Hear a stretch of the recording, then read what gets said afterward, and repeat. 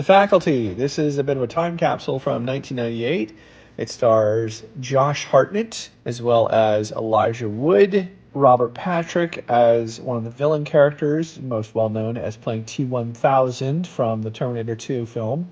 Anna Brewster, Famke Janssen, aka Jean Grey. And because it's directed by Robert Rodriguez, it also has one of his favorite staple actresses, Miss Selma Hayek, in it. Other notable appearances include Shooter McGavin from Happy Gilmore, a pretty young Jon Stewart who plays a science teacher, and even Usher. Yes, the musical star Usher was in this. I say it's an interesting time capsule because it feels like a very late 90s film, complete with the sort of soundtrack you'd expect, clothing. Notably, there was one really strange thing that stands out in this movie still, I think, today, and that's Josh Hartnett's weird haircut. Apparently, he drove the hair and makeup team insane because he insisted he cut his own hair, which made them very angry, and it looked really terrible. Like he'd maybe leaned too far back into a trimmer or something, a hedge trimmer or whatever. And this film, though, it's kind of fun if you're interested in like kind of that era. Rodriguez does a pretty good job. He always is a pretty good director. He's known for things like El Mariachi, Machete.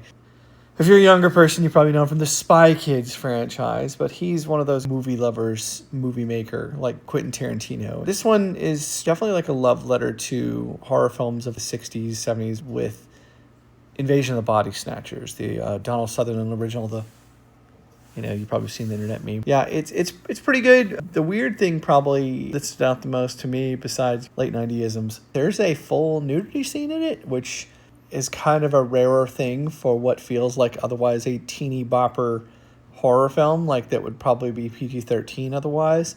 But yeah, Rodriguez, I think, in the spirit of Invasion of the Body Snatchers, opts to have one of the girls be naked in it, which means although the actors are all in their 20s and 30s, they are playing it as if it is a high school girl who is completely nude at one point. A little uncomfortable to think about, I guess. But anyway, overall, pretty decent film. I'd give it a 3 stars. It's more of a curiosity